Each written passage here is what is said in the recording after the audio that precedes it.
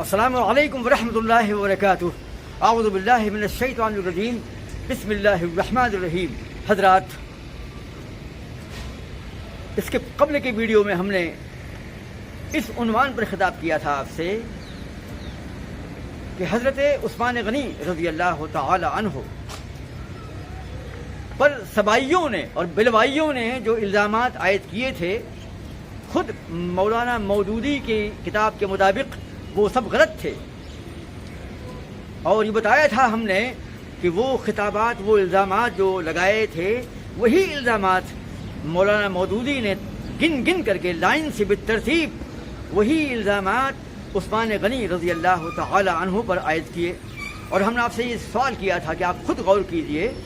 کہ جن الزامات کو خود مولانا مودودی غلط ثابت کر چکے ہیں، وہی الزامات انہوں نے ان کی خلافت پر لگائے۔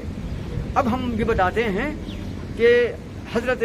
کہ مولانا مودودی نے کس طریقے سے حضرت عثمان غنی پر یہ الزام عائد کیا کہ آپ اقربا پرور تھے، آپ خاندان نواز تھے، خاندان پرور تھے، اور جیسے ہی آپ کی خلافت قائم ہوئی تو آپ کی خلافت جو ہے خلافت سے ملوکیت کی طرف، یعنی بادشاہت کی طرف مائل ہو گئی۔ اور اس کے بعد میں مولانا مودودی نے دو روایتیں پیش کی ہیں عثمان غنی پر یہ الزام عائد کرنے سے پہلے کہ اتنے لوگوں کو، فلاں لوگوں کو انہوں نے اپنے خاندان والوں کو اسلامی خلافت کے شہروں پر اپنا والی اور اپنا عامل مقرر کیا، اپنا حاکم یا گورنر مقرر کیا۔ یہ تفصیل پیش کرنے سے پہلے دو روایتیں لائے ہیں بنیاد کے طور پر، اور وہ دونوں روایتیں یہ ہے کہ آپ فرماتے ہیں کہ آپ نے ایک روایت نقل کی، تاریخ کی، کہ حضرت عمر رضی اللہ تعالی عنہ کو یہ اندیشہ پیدا ہو گیا تھا، ان کو یہ شک پیدا ہو گیا تھا ان لوگوں کے بارے میں جو ان کے بعد خلافت کے حقدار بن سکتے تھے، متوقع خلیفہ بن سکتے تھے۔ ان کو یہ اندیشہ ہو گیا کہ کہیں اللہ کے رسول کے زمانے سے لے کر کے میرے دور تک جو پالیسی رہی ہے، پالیسی کیا تھی کہ اپنے خاندان کے لوگوں کو حکومت کے شعبوں پر، حکومت کے عہدوں پر فائز نہ کیا جائے، اس میں کہیں تبدیلی نہ آ جائے۔ یہ اندیشہ حضرت عمر کو ہو گیا۔ یہ تاریخی روایت ہے جو مولانا مودودی نے پیش کی ہے، لہذا انہوں نے اس خطرے کی بنیاد پر، اس اندیشی کی بنیاد پر حضرت علی رضی اللہ تعالی عنہ، حضرت عثمان غنی رضی اللہ تعالی عنہ اور حضرت سعد بن نبی وقاص رضی اللہ تعالی عنہ، ان تینوں کو الگ الگ بلا کر کہا کہ بتاؤ، اگر تم میرے بعد کہیں خلیفہ بن گئے تو کہیں تم اپنے خاندان کے افراد کو تو خلافت کے یا حکومت کے منصب پر فائز نہیں کرو گے۔ یاد رکھو، تم اپنے خاندان والوں کو کسی بھی منصب پر قائم مت کرنا۔ یہ ایک روایت ختم ہوئی۔ یہ روایت جو ہے مولانا مودودی نے پہلی روایت پیش کی ہے عثمان غنی کی اس پالیسی کو غلط ثابت کرنے کے لیے، اور یہ ثابت کرنے کے لیے کہ عثمان غنی نے یہ غلطی کر دی تھی۔ تو ان حقائق اور ان تفصیلات کو بعد میں پیش کیا ہے، ہم بھی پیش کریں گے اور رد کریں گے اس کا، لیکن یہ دو روایتیں پیش کی ہیں۔ ایک تو یہ روایت ہے، اور دوسری روایت یہ ہے کہ حضرت عبداللہ بن عباس رضی اللہ تعالی عنہ سے ایک موقع پر گفتگو کرتے ہوئے حضرت عمر رضی اللہ تعالی عنہ نے فرمایا کہ اگر میں عثمان کو خلافت کے کسی عہدے پر خلیفہ اگر بنا دوں، نامزد کر دوں، تو یہ یقیناً اپنے ارباب خاندان کو، اپنے خاندان والوں کو حکومت کے عہدوں پر فائز کریں گے، اور اگر ایسا کر دیا انہوں نے تو حکومت کے عہدوں پر جو لوگ فائز ہوں گے بنو امیہ کے خاندان کے، وہ گناہ کریں گے، وہ معصیت کریں گے، اور جب وہ گناہ کریں گے تو نظام متزلزل ہو جائے گا۔ اور میں قسم کھا کے کہتا ہوں کہ اللہ کی قسم عثمان غنی ایسا ضرور کریں گے، یعنی اگر میں ان کو خلافت کے عہدے پر نامزد کر دوں تو عثمان غنی یقیناً ایسا کریں گے کہ وہ اپنے خاندان کے لوگوں کو اسلامی شہروں کا والی بنائیں گے اور وہ گناہ کریں گے، گناہوں کا ارتکاب کریں گے، غلطیاں کریں گے، اور عوام میں سورش پیدا ہوگی، عوام میں اختلاف اور ہنگامہ پیدا ہوگا، یہاں تک کہ عثمان غنی کو گھیر لیا جائے گا، انہیں قتل کر دیا جائے گا۔ یہ روایت نقل کی ہے۔ دوسری روایت نقل کی ہے شیخ صلاح الدین یوسف اپنی کتاب خلافت و ملوکیت کی شرعی حیثیت میں، جو مولانا مودودی کی کتاب خلافت و ملوکیت کا رد ہے، اس میں فرماتے ہیں کہ یہ روایت بالکل جعلی و بے بنیاد ہے۔ اس روایت کے تمام راوی جو ہیں جعلی ہیں، اور یہ روایت جو ہے موضوع ہے، یہ تاریخی روایت، اس کا کوئی ثبوت نہیں، نہ اس کے راوی صحیح ہیں اور نہ اس کا حوالہ صحیح ہے۔ یہ ان دو جعلی اور موضوع روایات کو نقل کیا ہے مولانا مودودی نے حضرت عثمان غنی رضی اللہ تعالی عنہ کی اس برائی کو ظاہر کرنے کے لیے کہ جیسے ہی وہ خلافت کے عہدے پر فائز ہوئے تو موصوف نے اپنے خاندان کے لوگوں کو اس پر کر دیا۔ میں ایک سوال پیدا کرتا ہوں میں، یہ سوال پیدا ہوتا ہے کہ ایک صاحب فہم و فراست، ایک مدبر اور ایک مفکر جو ہے اپنے علم اور تجربے کی بنیاد پر قیاس سے یہ کہہ سکتا ہے، اپنے علم اور دانائی کی بنیاد پر پیش گوئی کر سکتا ہے کہ ایسا غالباً ہو جائے گا۔ یہ بات ذہن میں آتی ہے، اس کی مثالیں ملتی ہیں کہ ایک مدبر، ایک مفکر اور ایک بہت ہی ذہین آدمی حالات کے پیش نظر کوئی پیش گوئی کر سکتا ہے۔ ایک تو یہ بات ہے۔ دوسری بات یہ ہے کہ ایک مدبر جو ہے، یا ایک حاکم یا ایک خلیفہ یا ایک مدبر یا ایک مفکر جو ہے، تجربات کی بنیاد پر، مشاہدے کی بنیاد پر،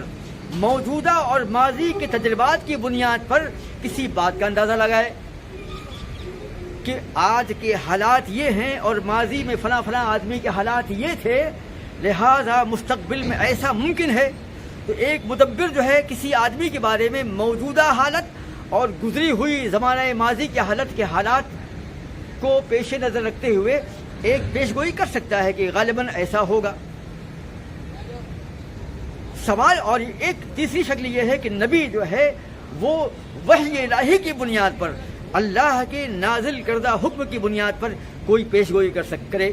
تو نبی تو وحی الہی کی بنیاد پر پیش گوئی کرے گا، اس میں غلطی کا امکان کچھ بھی نہیں ہوگا۔ لیکن کوئی مدبر، کوئی خلیفہ یا کوئی مفکر جو ہے اپنے تجربات کی بنیاد پر کوئی پیش گوئی کرتا ہے، تو وہ اس کا تجربہ ہونا چاہیے، اسے دلیل پیش کرنا چاہیے کہ جو وہ قیاس کر رہا ہے کہ مستقبل میں شاید ایسا ہو جائے، تو اس قیاس کی بنیاد کیا ہے۔ نبی اگر بول دے گا کہ عثمان غنی کو ایک ظالم باغی گروہ قتل کر دے گا، تو یہ تو نبی کی وحی الہی ہے، اللہ نے آسمان سے اس کے سینے پر نازل کیا ہے۔ لیکن ایک عام آدمی یا ایک خلیفہ جو غیب داں نہیں ہے، غیب نہیں جانتا ہے، جس پر نزول وحی الہی نہیں ہوتا ہے، اگر وہ دعویٰ کرتا ہے کہ ایسا ہوگا، وہ قسم کھا کے بولے، جیسے کہ فاروق اعظم نے کہا کہ میں قسم کھا کے بولتا ہوں کہ عثمان غنی کو اگر میں فائز کر دوں خلافت پر، تو وہ یقیناً اپنے خاندان کے لوگوں کو اس پر فائز کر دیں گے۔ تو سوال ہی پیدا ہوتا ہے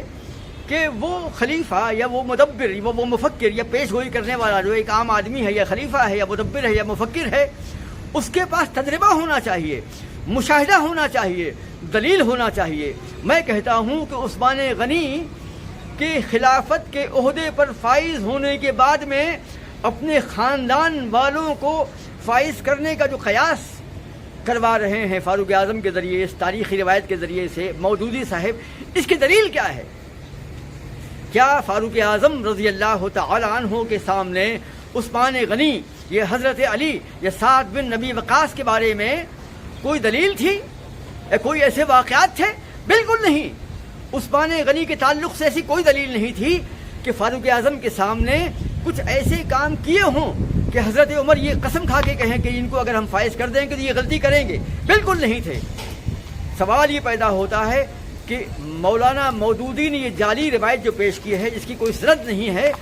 اور مورخین نے اس کا انکار کر دیا ہے، یہ کیسے روایت پیش کر دی؟ مورخین نے، محدثین نے اس روایت کو جعلی قرار دیا ہے، موضوع قرار دیا ہے، اس کی کوئی اصل نہیں ہے، اس کی کوئی بنیاد نہیں ہے۔ اور اگر صحیح مان لیا جائے تو میں کہتا ہوں کہ فاروق اعظم کے پاس کیا مشاہدہ تھا، کیا تجربہ تھا؟ अव्वल तो ये रिवायत जाली है, लेकिन हजरत उमर कैसे जान गए इस बात को? वो कौन से शवाहिद थे, वो कौन से कराइन थे, वो कौन से आसार थे जिसकी बुनियाद पर हजरत उमर ये कहते कि उस्मान को अगर मैं खलीफा बनाऊंगा, नामजद कर दूंगा उन 6 लोगों में से, तो यकीनन कसम अल्लाह की वो ये गलती करेंगे, अपने ख़ानदान वालों को ओहदे देंगे और अवाम उनसे बरगश्ता होंगे, उनके ऊपर हुजूम करेंगे और उन्हें कत्ल कर देंगे। दरअसल ये तारीख़ी रिवायत ही नहीं है, ये मौलाना मौदूदी ने उस्मान गनी को बदनाम करने के लिए ये जो 2 रिवायतें पेश की, यही नहीं, इसके पहले अमीर माविया के ताल्लुक़ से, इसके बाद बनु उमैया के ताल्लुक़ से, जब जब मौदूदी साहिब ने बनु उमैया या उस्मान गनी या सहाबा किराम के बारे में जो मनफी नज़रियात पेश किए हैं, तो जो रिवायत लाए हैं, जो रिवायतें लाए हैं, वो रिवायतें शीइयों की हैं, वो रिवायतें जो हैं सबाइयों की हैं। लूत बिन यहया, अबू मिखनफ लूत बिन यहया की रिवायतें हैं और तबरी ने उसको नकल किया है और तबरी पर उन्होंने एतबार किया है। मौदूदी साहिब ने सहाबा किराम की ज़बात को साबित करने के लिए, गलत साबित करने के लिए, उनमें ऐब निकालने के लिए, उनकी खुर्दागिरी करने के लिए, उनकी दारोगीर करने के लिए, उनकी ऐब जोई करने के लिए जब जब अपनी किताब में हवाले पेश किए, उनको बदनाम करने के वाक़यात पेश किए, शवाहिद पेश किए, आसार पेश किए, कराइन पेश किए, सब बातिल, सब मौजू। अमीर माविया की खिलाफत को बादशाह साबित करने के लिए हमने इसके पहले बताया था, वहाँ भी जाली रिवायतें पेश की हैं, कोई असल नहीं। यजीद को बदनाम करने के लिए जो रिवायतें हैं वो तो बिल्कुल जाली हैं, वो तो बिल्कुल शीई रिवायात हैं। उस्मान गनी के बारे में, फारूक आज़म के बारे में और दीगर सहबा के बारे में जो रिवायात वो लाते हैं बिल्कुल जाली और शियों की होती हैं। तो मौलाना मौदूदी क्या चाहते थे? सहाबा कराम और खुलफाए राशिदीन की जो ज़ातें हैं हदीस और कुरान अज़ीम में अलग दिखाई पड़ती हैं और तारीख़ी रिवायात में अलग हैं। तारीख़ी खुलफाए राशिदीन अलग हैं, तारीख़ी सहाबा कराम अलग हैं, और नहीं, कुरान और हदीस के सहाबा कराम अलग हैं। कुरान अज़ीम में जिन सहाबा का जिक्र है और अहदीस में जिन खुलफाए राशिदीन का जिक्र है और अहदीस में और कुरान अज़ीम की आयात में जिन सहाबा का जिक्र है वो अलग तस्वीर पेश करती हैं। और तारीख़ में जो सहाबा हैं, तारीख़ में जो खुलफाए राशिदीन हैं, तारीख़ी माविया जो हैं, तारीख़ी यजीद हैं और तारीख़ी उस्मान हैं, उनके वाक़यात बिल्कुल अलग दिखते हैं। हमारा फ़र्ज़ ये है कि हम सहाबा को जो हैं कुरान और हदीस में तलाश करें, बुखारी, मुस्लिम, तिरमिज़ी, मिशकात, अबू दाऊद में तलाश करें, कुरान अज़ीम की आयात में तलाश करें, तफासीर में करें, मुहद्दिसीन की किताबों में तलाश करें। अगर हम तारीख़ में सहाबा को तलाश करेंगे तो हमें मुजरिम दिखाई देंगे। हमारा फ़र्ज़ है कि हम, और गुजारिश करते हैं मौलाना मौदूदी से कि वो आखिर चाहते क्या हैं। किसी भी मुहद्दिस ने, किसी भी मौरिख़ ने, किसी मुसन्निफ़ ने उनसे पहले